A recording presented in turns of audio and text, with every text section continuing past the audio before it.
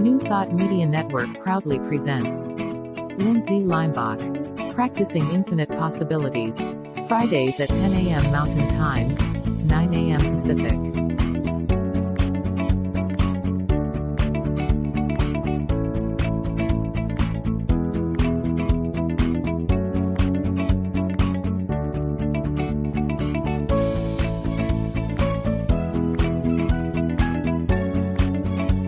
And now, here's Lindsay. Hey everyone, welcome to PIP, Practicing Infinite Possibilities on New Thought Media Network. I know we've had some technical difficulty on Facebook on New Thought Media Network, and I apologize for that. So catch me on YouTube on New Thought Media Network, or catch me on YouTube on my channel, Lindsay Limbach, or on my Facebook page. So how's the week gone? I'm really excited to be here because I don't know if this is, we're going to talk about the fear factor. So has anyone ever been scared of anything? Listen, it's programmed inside of you to have that fear. We're going to talk about why we have it, and then we're going to talk about what we can do with it. And next week, we're going to even take it a little bit further. So on episode 66, we're going to begin the fear factor. All right, I want to say a shout out to Kevin. I see Kevin is here. Hey, it's great seeing you. And I'm glad that you're here and joining me, and my parents and Trudy and all these wonderful other people that show up. And I want to thank everybody that likes the comments and also shares them, send them to other people that might have issues with fear, which, may I say, I think we all do. Okay, let's get right into it. Look at this. Right? There is this fear that is inside of all of us that seems like it's going and hitting us. And sometimes we have a reaction to it. We're like, we need to run away from it. We want to be in denial of it. When we feel it, you can feel your heart start to race. And you're like, where is this coming from? Why is it there? And you have to understand, like laughter, the emotion of laughter, the emotion of giggling and joy that you see in a little child, they also have fear. You can see it when they get scared and they get startled. It's part of the human experience. It's not happening to you. It happens through you. And our brain is programmed to incorporate fear into our life. And you're like, wow, that doesn't seem like that makes any wisdom to it. But it really does when you start understanding fear. Let me go. I'm going up to my banners. Here you go. Because fear is an experience in the mind, right? It is triggered. It's when you're triggered, you get a physical reaction. You can feel it happening, right? It is programmed in your brain. You can't unprogram fear in your brain. It is part of the hardwiring that comes with it. And when it gets activated, your amygdala goes off. And when your amygdala goes off, then you go into a fight, flight, freeze response, right? And it sends cortisol and adrenaline through your whole body. Now, why does it do this? It's because your brain is trying to keep you safe, right? Your brain is trying to keep you safe. So you have this programming. So if something startles you, you want to be able to react and see if you need to do something. Do you need to run away? Do you need to duck and cover? Do you need to, put up your defenses? Whatever it is. If a dog is coming after you, no, not my little dog. Let me show you my little dog. Say hi, Papa. You can't be scared of that, right? But let's say a dog was coming toward you and didn't look like it was being friendly. Then you want to have that ability to think real quickly on what to do next so you can keep yourself safe. The issue is that when we have fear that is triggered from physical things, you hopefully go into really wisdom, what you need to do. But in our society, it's not often that we get triggered into fear because something physical is happening in our environment. What's happening is it's happening in our mind. It's happening through social cues. So, like, let's see, what do you think? Am I fearful about? Well, a lot of people are fearful of public speaking. That would be one. Fearful of relationships, fearful to commit, fearful of being accused of doing something wrong, fearful of not being good enough, right? Fearful of being thought of as a weirdo, fearful, there's lots of them, of being alone. These are just really typical things that people are scared of. And so when you think these things, then actually your brain triggers in your mind the amygdala as if a dog is coming to bite you. The same cortisol goes through your body, the same adrenaline goes through your body. And the issue with when it's a dog, or let's say you're on a ladder, you can remove yourself from the ladder if you don't like heights, or you don't have to look out the window if you don't like heights. You just walk away. You get out of the way of the dog. But when it's in your mind, when you're thinking, oh my God, I'm so scared that I'm going to be rejected, or that nobody likes me, or I have a fear that I'm not good enough, it keeps playing and playing and playing in your mind. So it ends up really becoming bigger and bigger and bigger. When it's a mind game, which fear really is, it's your perception of what's going on. It is not necessarily what is going on, even when it comes to heights, because I don't like heights. So when I look out a window, I can feel my amygdala go off. I can feel my body tense up. I can feel my heart rate go faster. I can feel even myself sweat, even though I know there's a window right there and I know I'm not in harm. I get triggered. And what do? You take some breaths. You want to be able to deactivate that part of your nervous system that is now activated from that fear response. And then you calm yourself down. And I can sit there and calm myself down, even looking out the window. And I have to do sometimes when we go out to restaurants and we go way up. I was with my son way up high and I was seeing the whole view of London. It was beautiful. But when I first walked out to our table, I could feel my amygdala go off. But I didn't want to give up my table. It was the most beautiful view. We were going to get a sunset. So I need to calm myself down, remind myself that I'm in a safe place, that this is just a fear response in my own mind. And then I sat down and I totally, absolutely enjoyed the dinner and the view. But this is true for ourselves. We have to realize that when we're having a fear response and it's in our head, because it's cued from a social environment that nobody likes me, people are going to think I'm weird, I'm going to be alienated, those fear responses, we need to catch ourselves at those times and calm ourselves down. Take those breaths. In for 3, out for 5. And activate that other part of our nervous system to get ourselves into a balanced state. We don't run away from our fear, because when we run away or we fight our fear, it gets bigger. Today I was on Insight Timer, which I highly recommend. And this is the quote they had. When you fight something, you're tied to it forever. As long as you're fighting it, you're giving it power. So when you're fighting your fear, when you're fighting like that person doesn't like me and I hate them and I don't want to be around them, and what are you doing? You're giving that fear that power, and it grows bigger and bigger and bigger. So we don't want to fight it. We don't want to be giving it power. We want to be able to face it. So a lot of people say this when it comes to fear. Fear stands for forget everything and run. I'm over here.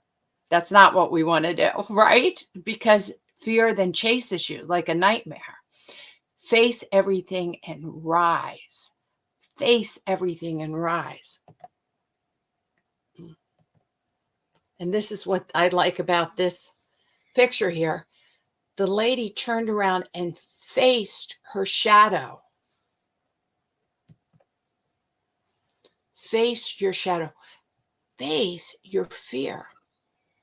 So a physical fear is that when you get that trigger, that's wise. You need to know what do you need to do in this physical environment. You still need to face it.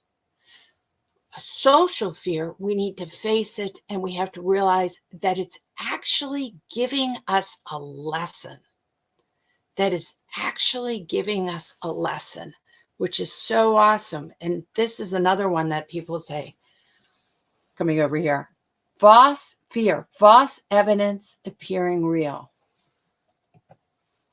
You have to ask yourself, how true is this fear? Why am I getting triggered in this fear? That's easier said than done. I really want to say that is easier said than done, because when the fear hits you and the amygdala goes off, this strong emotion, the prefrontal cortex, your rational brain, starts shutting down, and you go back into old habits to keep yourself safe. And those old habits tend not to be good. They tend to make things worse. So what we want to do is, once again, recognize, that's mindfulness. This class is about mindfulness. Mindful that I'm having a fear reaction, right? And then saying, that's okay. Can I hold my fear? Can I look at my fear and process your fear, this uncomfortable, this tightening you might feel, even when you see the goosebumps on your arms? Say, why am I scared? What is really true right now? Is this a story that I'm telling myself? And as soon as you start activating your higher level of thinking right here, you start processing different. You start connecting your head and your heart. You start seeing the world differently. You realize that your life is a God-given gift, and it is a journey.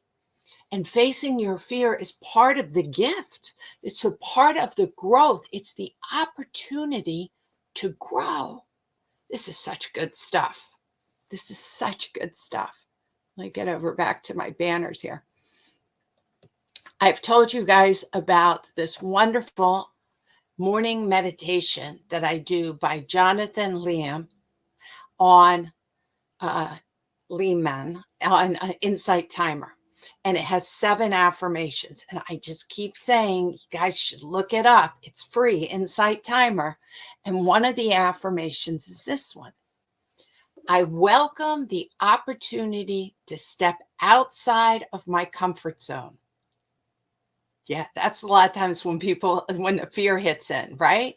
I do not let myself be guided by fear. So in other words, the fear reaction, you can learn from your fear, but you have to then embrace it. Is it okay to go and do something new and different? It is. It's your free will and choice that has been given to you, that you get to bring to this world. It's pretty magnificent. So let me get this done. I put these up so I can, here we go. I love this, what Ryan Holiday in The Courage is Calling by Ryan Holiday. Now, last week, I love his books. This is his other book. We talked about The Discipline is Destiny. This one's called Courage is Calling. And it really talks about how to bring forth the courage and to face your fears.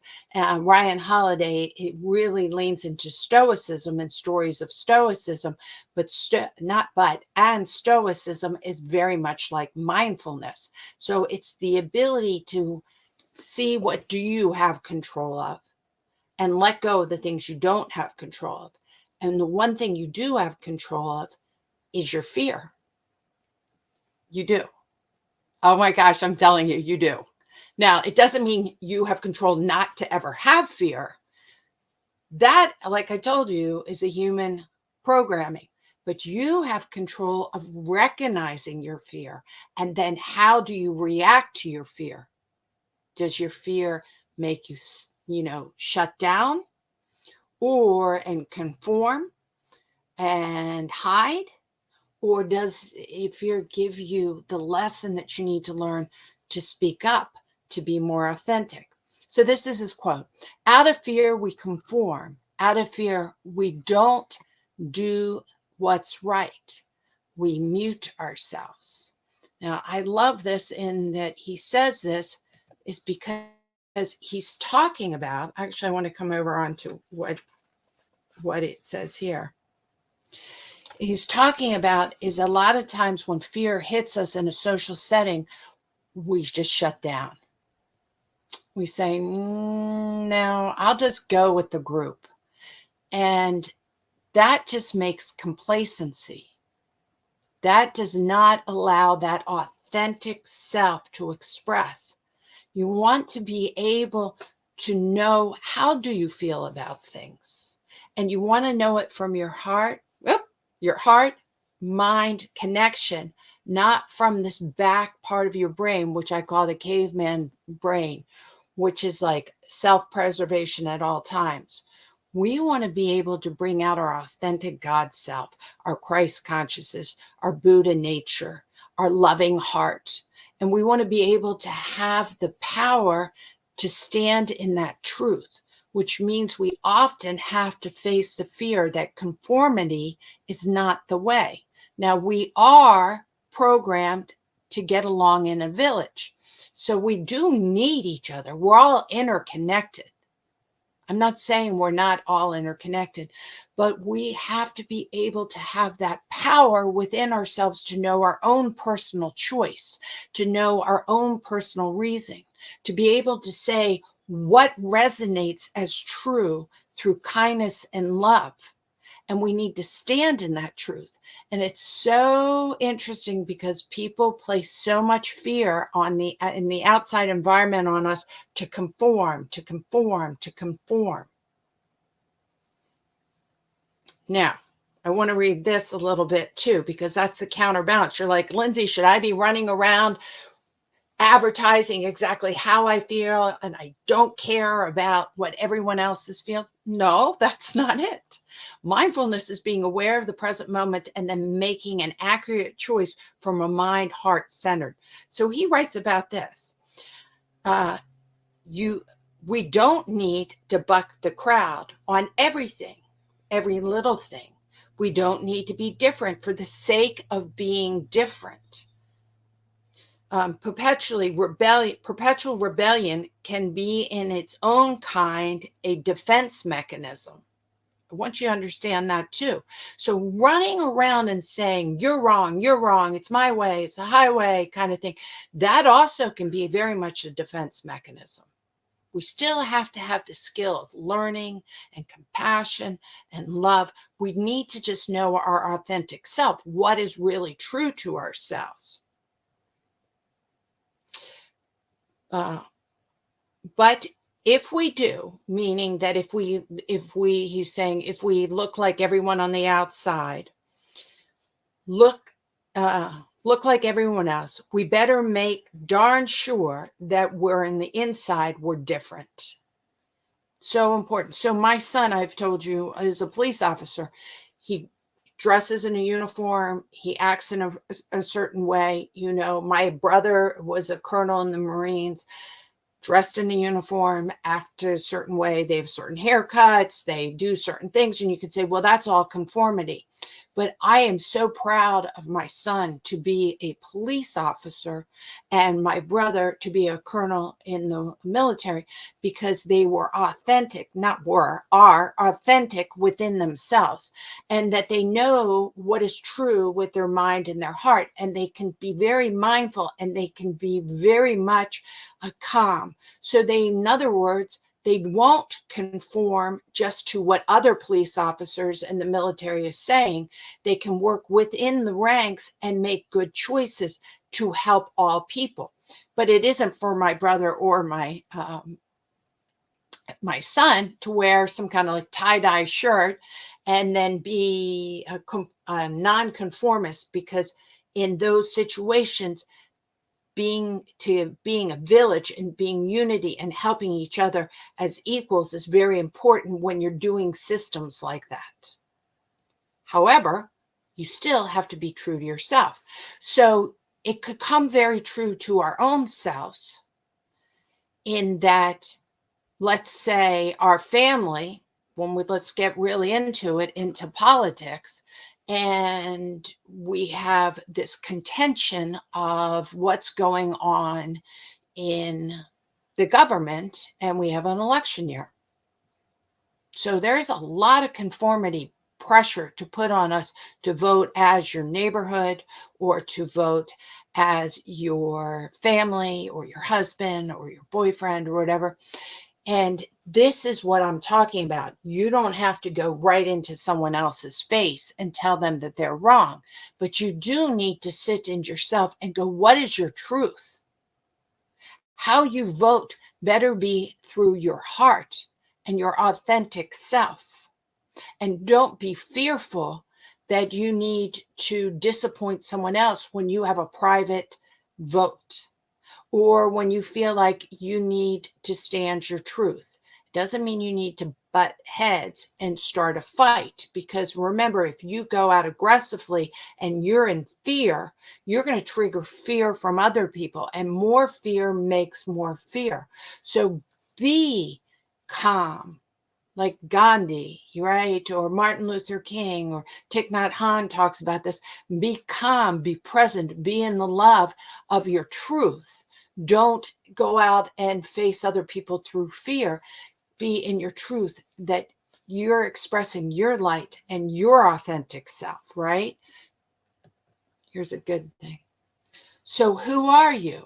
What is your authentic self? Can you have the courage from your inner voice, experiencing, knowing it is your God-given right for you to make a choice? You get to make the choice. This is really, really important, that you can sit back and you can have your own heart feelings, and don't be scared of them. Don't be fearful of them. They're yours. This is your right. When you were born, you were given the right of free will. Doesn't mean to activate free will of what other people want. In the book, The Courage is Calling, it has a wonderful lesson from Theodore Roosevelt when he invited Booker T. Washington to the White House. He hesitated because he was a Black man. He wasn't quite sure. He had a great fear of inviting this wonderful person, Booker T. Washington, that actually helped him and advised him to the White House, because of the wrath that he would get from other people, and other people in the government, and especially the South. And I want to say, this is, let me see if I put on my glasses. Oh, yeah, it makes it a little easier for me to read. How do I look? So this is what Theodore Roosevelt wrote about that. The very fact that I felt a moment's qualm on inviting him because of his color made me ashamed of myself, and made me hesitate to send the invitation.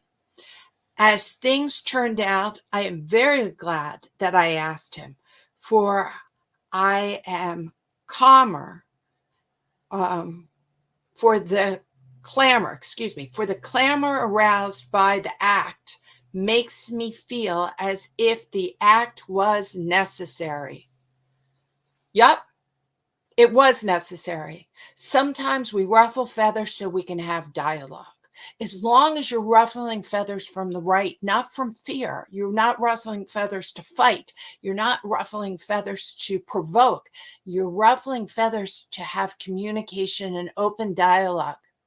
Now, it took many, many more years, and we're still working on this dialogue. But someone needs to start the dialogue from a calm, centered place without the fear. And knowing the reason why you don't have the fear is you go into the courage from your heart-centered, God-given right of being authentic on your own personal journey. Think about the odds of your DNA. Think of it to actually be born.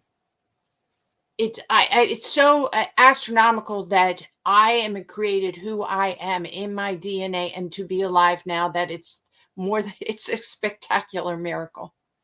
So I am the only version of Lindsay. So I need to do my authentic Lindsay self and not have fear to express it. And in my own family, I know for a fact that we do have political different views between my aunts, my uncles, my cousins, and so forth. And we all love each other. And I don't have to agree with them. And I also don't need to fight with them.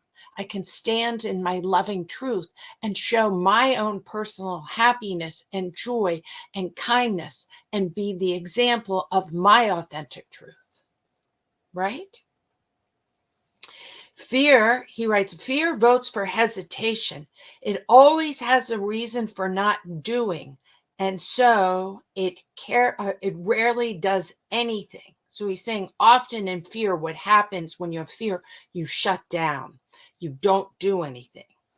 If we don't find ourselves experiencing hesitation, let's see, if we don't find ourselves experiencing this hesitation very often, we should know that we are not pushing ourselves enough. So what he's saying that it's okay to feel fear, because what goes back to the first part is that means you're stepping out into the unknown. You're allowing yourself to try new things. You're allowing yourself to be more authentic. And so when we have that hesitation, that's the first thing. I don't know if I should do that.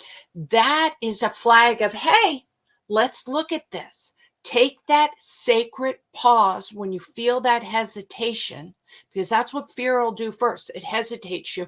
Take it and turn it into, instead of not doing something, but into a sacred pause and say, what do you want to do? Not from fear, but from love, from kindness. Every day, it's fun to try something new.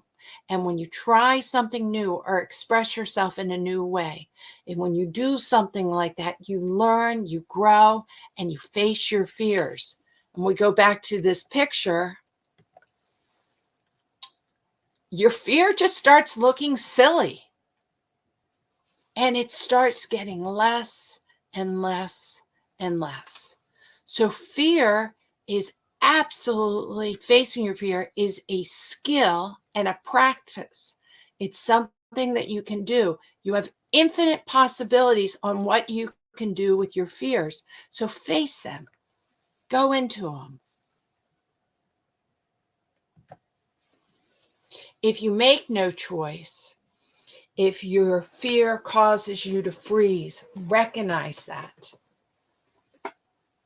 If you're ignoring something, hold it, sit with it, think about it. Because what's sad is when we make no choice, then, and we don't face our fears, we end up being complicit to whatever's going on. And that means you're choosing what other people are choosing for you. So when you feel that hesitation, take a breath. Lean into it.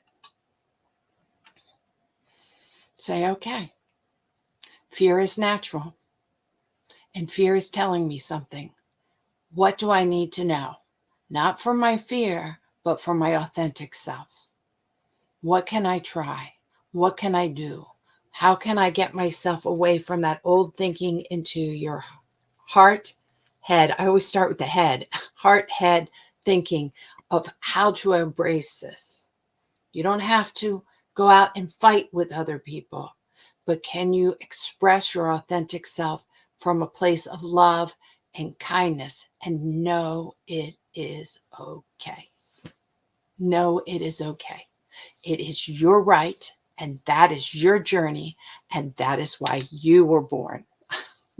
Okay, next week I want to get into fear a little bit more, and what I'm going to do is talk about fear of love. It'll be good because it'll be coming into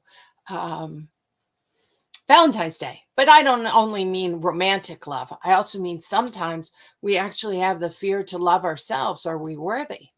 So let's dive into that concept. Because fear is so programmed in our head. We need to learn how to master it. We need to learn how to really lean into it. If you want to get in touch with me, it didn't come up. Let me hold on. I don't know why that is. Let me save that and try this again. Here we go. Centeredmoment.com or centeredmoment@gmail, or message me. And if you want to tell me about a fear you have and how you leaned into it and how you brought kindness and love to it and you faced it and you worked through it, wow, I'd love to hear it. That would be awesome. I want to thank New Thought Media Network for all that they do. They're a nonprofit organization and they're terrific. So remember them when you're thinking about donating. I want to remind you guys, I always think these are good. Remember, fear, false evidence appearing real. And another way, forget everything, fear, and run. We're not doing that. Face everything and rise from that higher level of consciousness and learn and grow and have your infinite possibilities. Love to you all, and I shall see you guys next week on PIP. Keep practicing the infinite possibilities. Thanks so much.